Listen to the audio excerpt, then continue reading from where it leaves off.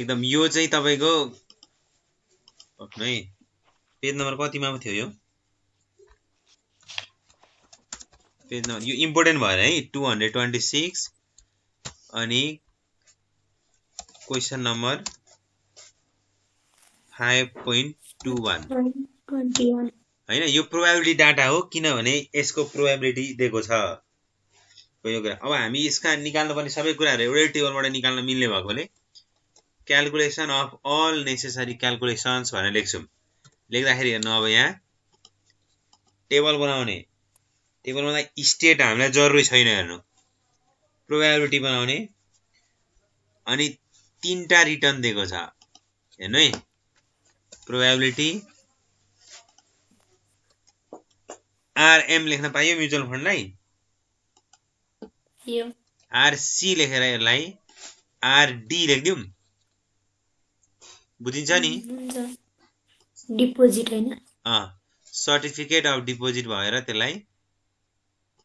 एउटा चाहिँ अब कमन स्टक भएर आरसी लेख्यो अर्को चाहिँ सर्टिफिकेट अफ डिपोजिट भएर आरडी लेख्यो हैन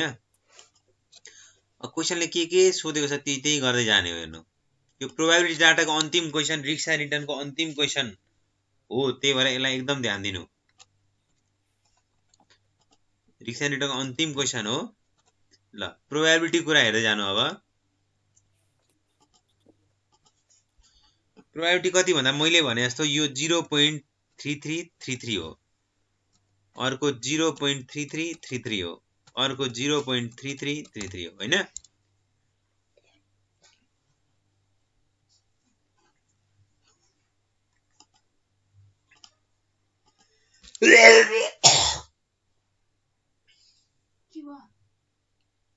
किरा पासबुकमा ल अब आरएम हेर्नु त कति छ आरएम 8 10 मैले तपाईलाई पहिले भनेको छु नि रिटर्न पर्सेन्टमा हुनुपर्छ अनि प्रोबेबिलिटी डेसिमल हुनुपर्छ आरसी कति हेर्नु त 6 12 15 हो त्यो तलको त बिटा हो है ध्यान दिनु नि त्यसलाई फेरि त्यो चाहिँ किन लेख्नु भने जस्तो लाग्ला 7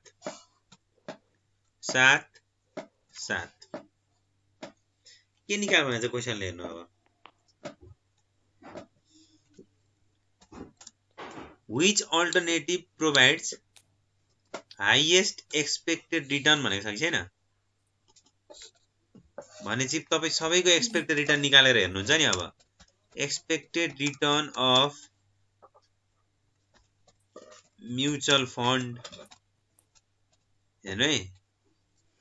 expected return of mutual fund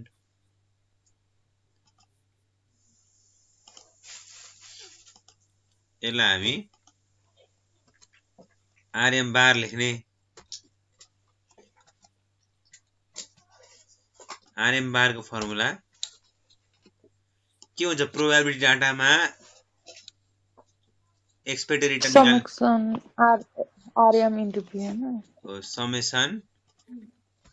RM into P भने चाहिँ हामीले टेबलमा नयाँ भ्यालु एड गर्नु पर्यो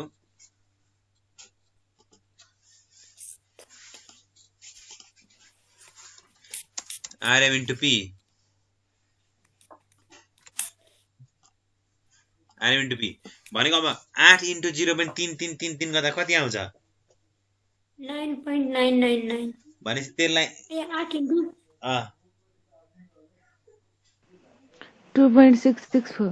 2.664 ल 2.664 लेखे यही हो है प्रब्लम चाहिँ अब 10 इन्टु 0.3333 गर्दा 3.333 आउँछ होला 3.6 and 4 सर तीनटा 6 अनि 4 हो भने 6 7 लेखिदिन्छु ल सिधै आफै बुझेर लेखौँ न 3.33 लेख्दै ल यसलाई अनि अर्को कति हुन्छ ल भन्नु त 3.9996 आउँछ 4 हैन त कुरा एउटै हो नि गर्दा यो कति भयो 4 3 7 8 9 10 हुन्छ कि क्या ठ्याक्कै 9.99 हुन्छ। त्यही यो ठ्याक्कै कति भयो 10 10 पर्सेन्ट। हुन्छ अब तपाईँहरू हेर्नु ल मैले के भने नि जस्तै यो 0.3333 छ नि यसलाई 1/3 भनेर गर्ने हो भने यो फेरि ठ्याक्कै 10 आउँछ। तर हामीले यति कुरा चाहिँ बुझ्नुपर्ने हुन्छ यहाँनिर। अब एक्सपेक्टेड रिटर्न अफ यो म्युचुअल फन्डको हो भने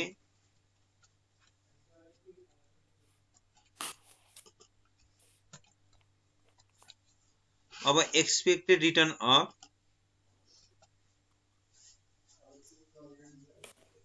कमन स्टक यसरी return of common stock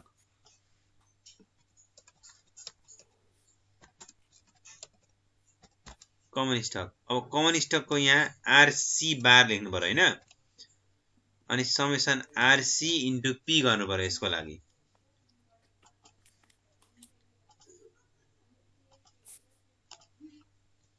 RC into P गर्नु त 6 इन्टु 0.3333 गर्दा 1.9998 2 लेखेँ मैले हो अनि 12 इन्टु 0.3333 गर्दा 3.999 4 3.99 भनेको अनि 15 4.9995 आउँछ 5 बुझ्दाउँला 11 हो 11 आयो हैन। अब एक्सपेक्टेड रिटर्न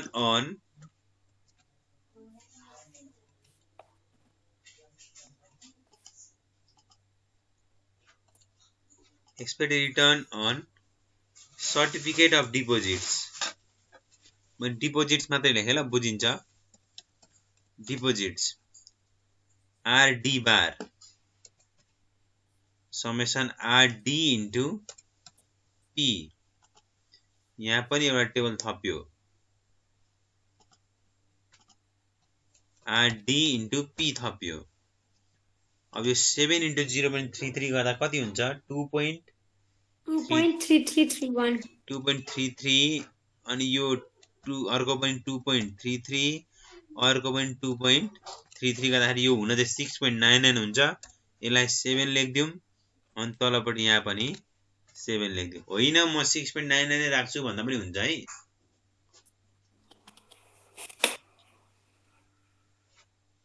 यो भयो तपाईको हेर्नु अब यहाँ मध्ये सबभन्दा बढी एक्सपेक्टेड रिटर्न कुन भयो भन्नु त कुनको भयो आरसी को कमन स्टकको सबैलाई आफ्नो पर्ने उडी कट्नु भएको तिनीहरुको नाम कमन स्टक अरूलाई त उतैको होला ए हामीलाई उयो माथि माथि क्वेशनले सोधेको हेर्नु which alternative provides highest expected return भनेपछि त्यो चाहिँ लेख्दिने हो क्या लास्टमा हेर्नु कमन स्टक्स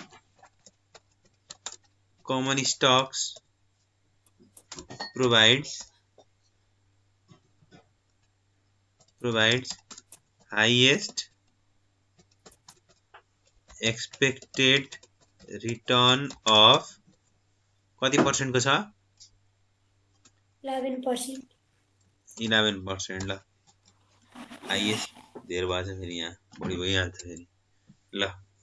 कमर्स को हाईएस्ट एक्सपेक्टेड रिटर्न अफ 11%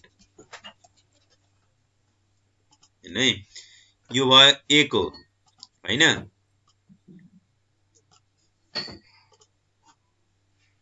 अब बी मा हेर्नु के भनेको छ बी मा पढ्नु त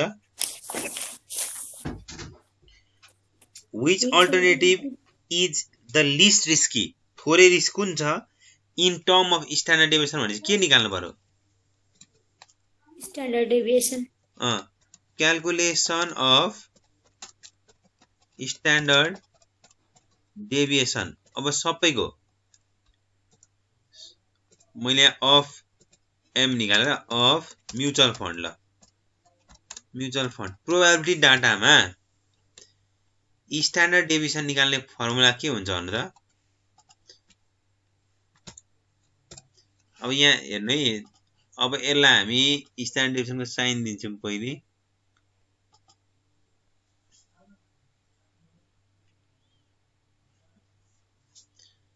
खोज्न पो हैरान हुने भयो एकछिन हेर्नु स्ट्यान्डर्ड डेभिएसन एम म्युचुअल फन्डको स्ट्यान्डर्ड डेभिएसन यसरी निकाल्नु पर्यो भने अब यो आरएम माइनस आरएम बारको स्क्वायर इन्टु पी यसको फर्मुला अब तपाईले आरएम माइनस आरएम बार निकाल्नु पर्यो नि टेबलमा कि अब त्यसको लागि अलगै टेबल बनाउने कि माथिकै टेबलमा कन्टिन्यू गर्ने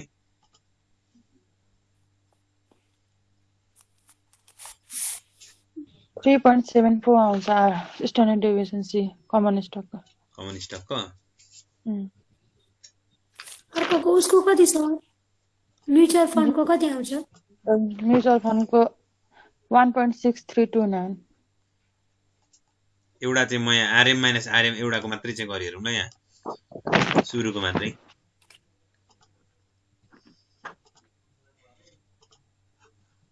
सिधै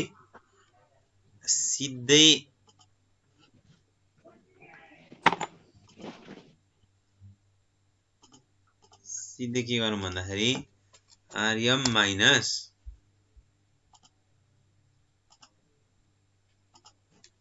आरएम बारको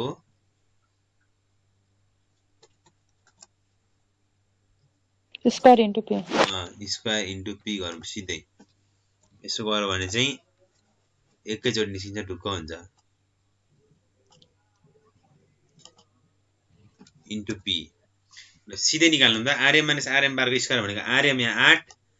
आरएम बार भनेको यसको 10 8 माइनस 10 भनेको माइनस 2 माइनस 2 को स्क्वायर भनेको 4 4 इन्टु पी गर्दा कति आयो 1.3332 भनेपछि यसको 1.33 हैन 33 फेरि यो 0 अर्को 1.33 गर्दा यो 2.66 हुन्छ 2.66 अब 2.66 लाई के गर्छौं हामी रुटमा राख्छौं फर्मुला त यही हो हैन root under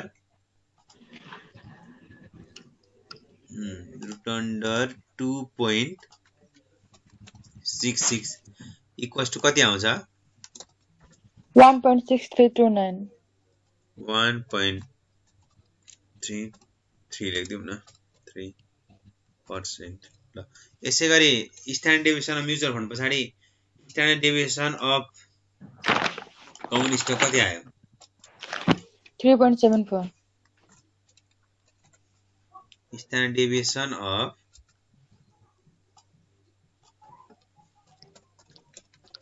common stock is equal to 3.74% अनि यो छोड्दिउँ न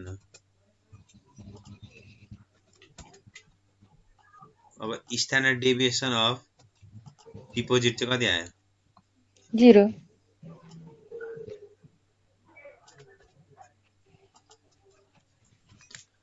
certificate of deposit equals to यो चाहिँ 0% हैन किन 0 आउँछ भने नि सिधा आन्सर छ यसको रिटर्न चेन्ज भएको छ हेर्नु त वीक ग्रोथमा पनि 7% छ मोडरेटमा पनि 7% छ अनि स्ट्रङमा पनि 7% छ हैन चेन्ज भएको छैन अनि चेन्ज नभएपछि यसको पनि हैन स्ट्यान्डर्ड डेभिएसन यसको 0 आयो यो भयो अब यस पछाडी हेर्नु त क्वेशनले के सोधेको छ क्वेशनले सोधेको कुरा हेर्नु सोध्न चाहिँ हामीलाई के सोधेको भन्दा which alternative is the least risky in term of standard deviation भनेपछि अब certificate of deposit is least risky in term of standard deviation हेर्नु है अनि त्यसपछि के सोधेको छ हेर्नु त अनि which alternative is most risky in term of beta beta कसको धेर छ common stock is most risky in terms of beta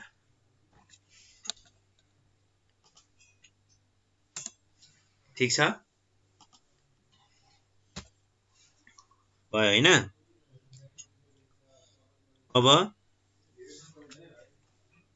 के भनेको छ क्वेशनले हेर्नु अर्को सी नम्बर हेर्नु ल suppose you created to portfolio X and Y नयाँ पोर्टफोलियो छ एउटा छ पोर्टफोलियो एक्स हेर्नु है एउटा पोर्टफोलियो एक्स अर्को पोर्टफोलियो कुन अरे वाई Y. हेर्नु एक्स र वाई अलग अलग पोर्टफोलियो हुन् यसले भनेको यस्तो हो नि एक्स र वाई मिसा भनेको हैन भने हेर्नु ल portfolio X consist 75% investment in mutual fund portfolio X मा नि 75% चाहिँ कुन गर्यो भनेको वेट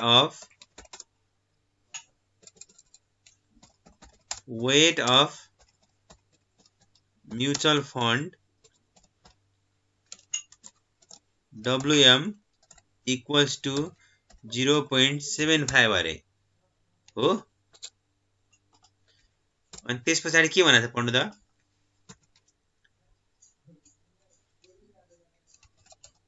अनि वेट अफ के छ अरे पोर्टफोलियो एक्स मा पढ्नु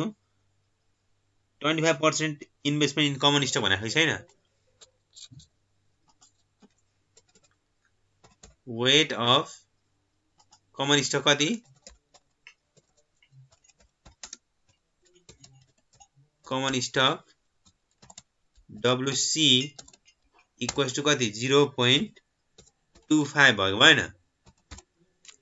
हेर्नु है पोर्टफोलियो एक्स यसरी बनिन्छ अब पोर्टफोलियो वाई मा के भन्छ हेर्नु portfolio Y consist equal investment in common stock and certificate of deposit भनेको यसमा चाहिँ weight of common stock WC equals to 0.50 weight of certificate of deposit WD equals to 0.50 हो ए भनेको हैन यो बुझ्नुहुन्छ तपाईले यति यहाँ हामीसँग दुईटा पोर्टफोलियो छ एउटा पोर्टफोलियो एक्स छ अर्को पोर्टफोलियो वाई छ एक्स मा म्युचुअल फन्ड 75% छ कमन स्टक 25% छ वाई मा कमन स्टक 50% छ अनि त्यस पछाडी यहाँ अर्को सर्टिफिकेट अफ डिपोजिट कति छ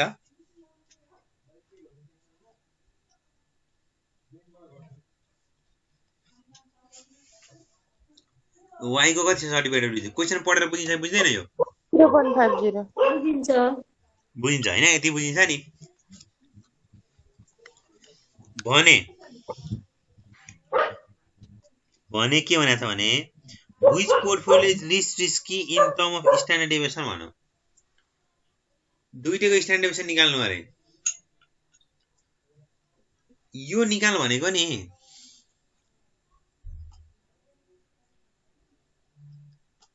यो निकाल भनेको तपाईहरुलाई यसको पनि के निकाल्नु स्ट्यान्डर्ड डेभिएसन निकाल्ने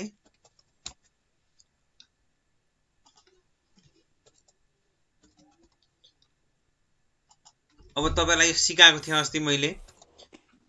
कोभ्यारिएन्स र कोरिलेसन ननिकालिकन स्ट्यान्डर्ड डेभिएसन कसरी निकालिन्छ भन्ने कुरा सिकाएको थिए यसको स्ट्यान्डर्ड डेभिएसन यसलाई एमसी लेख्नु किनकि म्युचुअल फन्ड र कमन स्टक मिलेर बनेको छ नभए स्ट्यान्डर्ड डेभिएसन एक्स लेख्नु न स्ट्यान्डर्ड डेभिएसन एक्स निकाल्ने अनि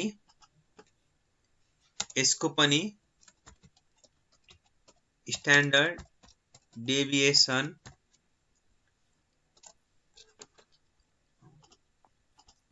y निकाल्ने हेर्नु है अनि फेरि के भनेको छ हेर्नु त which portfolio is least risky in term of standard deviation beta भनेको छ हैन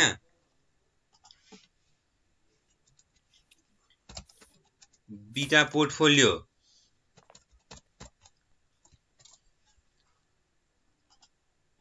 बीटा एक्स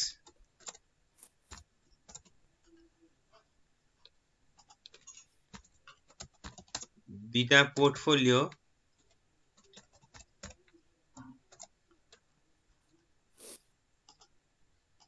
बीटा वाई ल हेर्नु दुईटा गर भनौँ अब हामी दुईटै गर्छौँ अब ल मलाई भन्नु त पोर्टफोलियो एक्स भनेको के मिलेर बनेको हुन्छ म्युचुअल फन्ड र कमन स्टक मिलेर बनेको हुन्छ मैले यसरी टेबल बनाउँदै छु हेर्नु है प्रोबेबिलिटी एमसी ल हेर्नु probability RM RC RX 0.3333 0.3333 0.3333 RM कति छ भन्नु त कतिको छ आरएम 8 10 12 8 10 12 छ 10 12 आरसी कति छ हेर्नु त 6 12 15 12 6 12 15 15 ल मलाई भन्नु त यो एक्स भन्नेमा एम कति हुन्छ र सी कति हुन्छ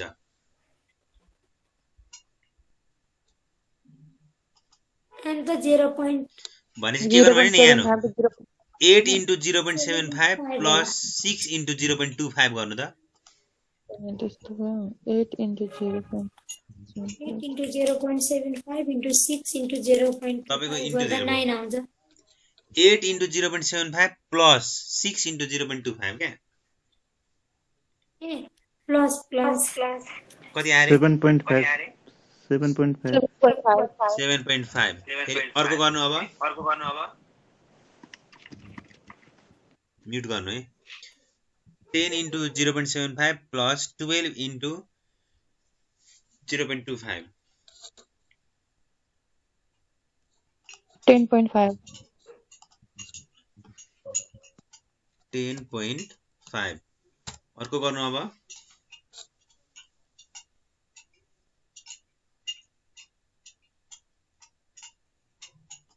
12.75 12.75 अब हामीले निकाल्नु पर्ने यो यक्स को चाहिँ स्ट्यान्डर्ड डेभिएसन हो क्या हेर्नु अब हाम्रो यहाँ कति आयो अरे 12.75 हामीलाई के चाहियो भने नि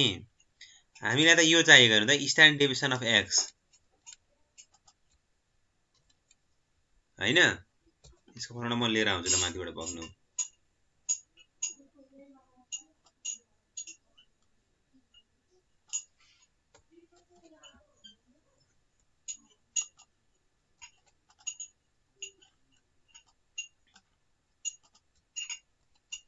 यो त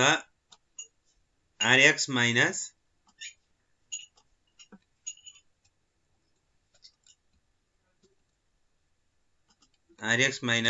rx bar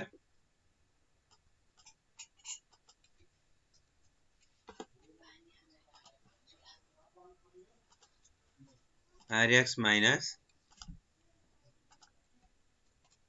rx बार को स्क्वायर इन्टु p गर्नु पर्यो भने यसको लागि rx बार चाहियो कि चाहिएन भन्नु त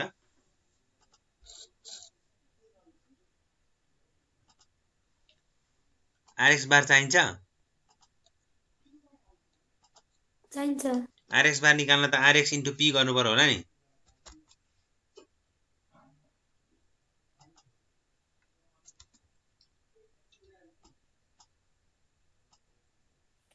.49 आउँछ सर एउटा फर्स्टको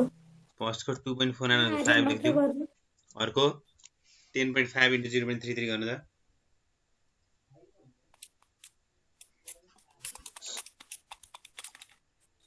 3.4999 3.5 लेखौँ न त्यसलाई त्यसो भए हैन 5 अर्को 4.24 ल अर्को 4.24 हो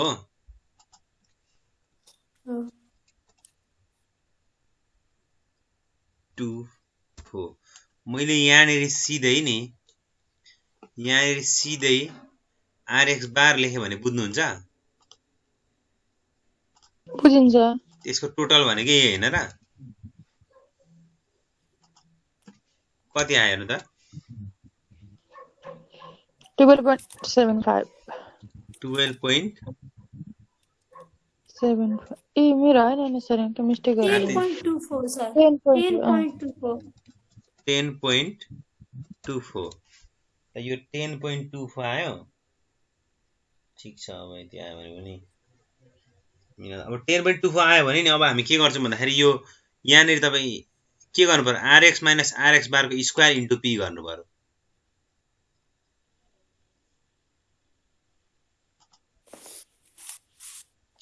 आरएक्स माइनस आरएक्स बारको square into P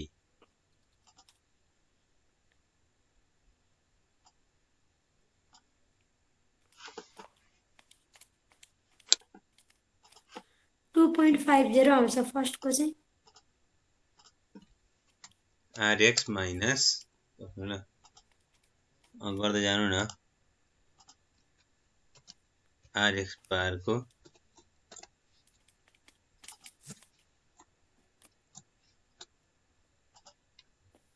square into P 2 point कति आयो यो माथिको 2.50 अर्को त 0.022 आएछ 2.50 स्योर माथिको भनेको आरएक्स भनेको 10.5 हो 2.50 आउँछ आरएक्स भनेको पहिला फर्स्टको त अनि 7.5 हैन माथिको 7.5 माइनस 10.24 को अनि स्क्वायर इन्टु अनि पी गर्ने अर्को 0.0222 आयो 225 0.0225 अर्को 2.099 2.001 लेख्दा हुन्थ्यो यसलाई सिधै जोड्दा कति आउँदो रहेछ 4.621 4.621 लाई रुट गर्नु 5 पनि है सर 4.6215 2.149 4.6215 15 हैन गर्दा 2.1497 2.1497 लेख्दै ल हुन्छ 14 लेखे है अब मलाई अर्को थोक हेर्नु ल यो भनेको के भयो भन्दाखेरि पोर्टफोलियो एक्स को निस्क्यो हो हैन हो अब पोर्टफोलियो वाई छ वाई मा यस्तो दुःख गर्नु पर्दैन किनकि वाई को यो certificate of deposit risk free हो हैन कसरी सर्टिफिकेट डिपोजिट रिस्क फ्री भन्ने बुझ्नुहुन्छ 0.50 CD is यहाँ है risk free because its standard deviation is 0 हो के भन्नु त यदि स्ट्यान्डर्ड डेभिएसन 0 हुन्छ भने नि एउटा कुनैको स्ट्यान्डर्ड डेभिएसन 0 छ भने 0 नभएको चाहिँ कुन हो भन्नु त कमन स्टक हो के न यसमा यो फर्मुलामा standard deviation C into WC गर्नुभयो भने सिधै आन्सर आउँछ पोर्टफोलियोको रिस्क फ्री रिटर्न भएको बेलामा यदि कुनै एउटाको स्ट्यान्डर्ड डेभिएसन छैन भने जसको स्ट्यान्डर्ड डेभिएसन छ त्यसको वेटलाई मल्टिप्लाई गर्ने जस्तै यहाँनिर हामीसँग नि पोर्टफोलियो वाई मात्रै हेर्नु वाई मा हामीलाई के भन्यो भने कमन स्टक र सर्टिफिकेट अफ डिपोजिट मिलाएर पोर्टफोलियो बना भन्यो कमन स्टक को रिस्क फ्री रिस्क छ स्ट्यान्डर्ड डेभिएसन छ हामीलाई थाहा छ कमन स्टक को स्ट्यान्डर्ड डेभिएसन हामीले निकालेको हो तर सर्टिफिकेट अफ डिपोजिट को त थिएन नि थियो त standard deviation certificate of deposit को स्ट्यान्डर्ड डेभिएसन कति निकाल्नु भएको थियो 0 यदि कुनै एउटाको 0 निकाल्नु भएको छ भने जसको 0 छैन मतलब कमन स्टकको छैन हो हैन 0 त छैन नि यसको त्योसँग त्यसैको वेटले मल्टिप्लाई गर्ने जस्तै standard deviation of common stock तपाईहरुले कति निकाल्नु भएको छ माथि 3.74 हो अब 3.74 इन्टु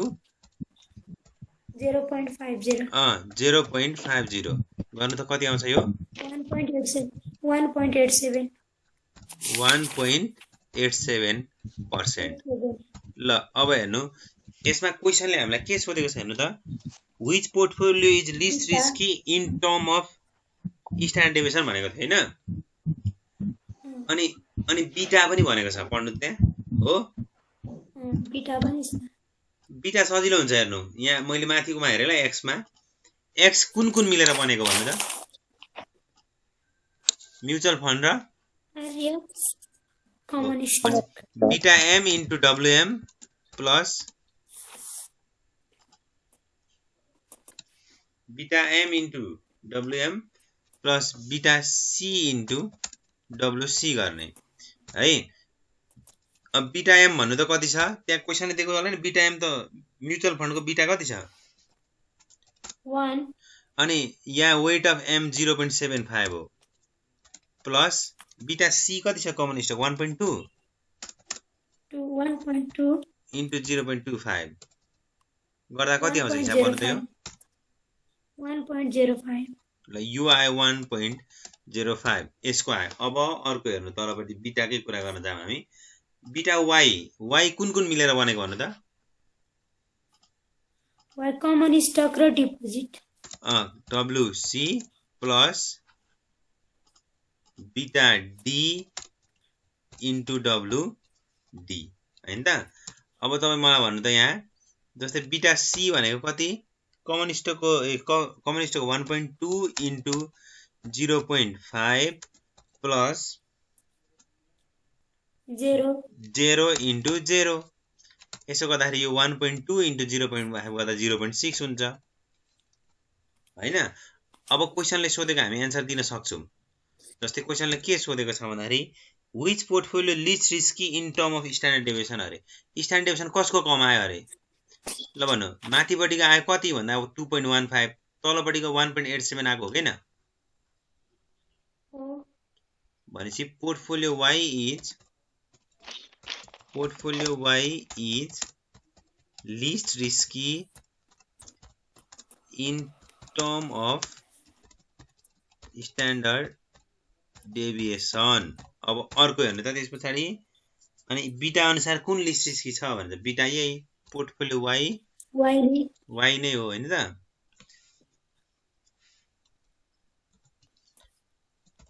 पोर्टफोलियो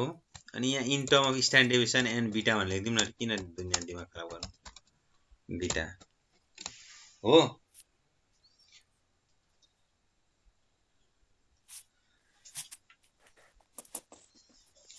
अब यो भयो हैन अब यस पछाडी क्वेशनले के सोधेको छ हेर्नु लास्टमा के सोधेको छ भन्दाखेरि why do we calculate beta when risks can be measured by standard deviation जब स्ट्यान्डर्ड डेभिएसन बाटै रिस्क पत्ता लगाउन सकिन्छ भने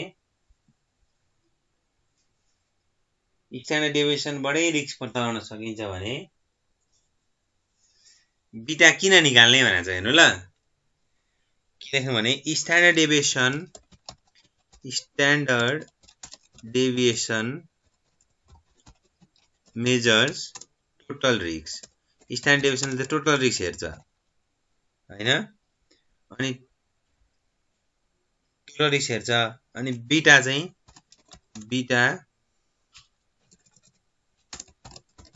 beta measures systematic risk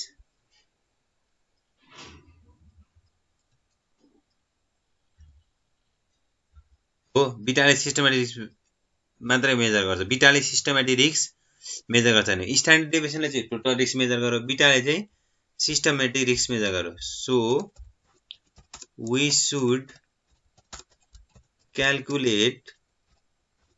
beta to find the uncontrollable risks of stock systematic भनेको अनकन्ट्रोलेबल हो हामी सिस्टमैटिक रिस्कलाई कन्ट्रोल गर्न सक्दिनौं कति कन्ट्रोल गर्न सक्छौं र कति कन्ट्रोल गर्न सक्दैनौं भन्ने पत्ता लगाउनका लागि हामी स्ट्यान्डर्ड डेभिएसन को स्ट्यान्डर्ड डेभिएसन पछि पनि बीटा पत्ता लगाउँछौं यो सक्यो है त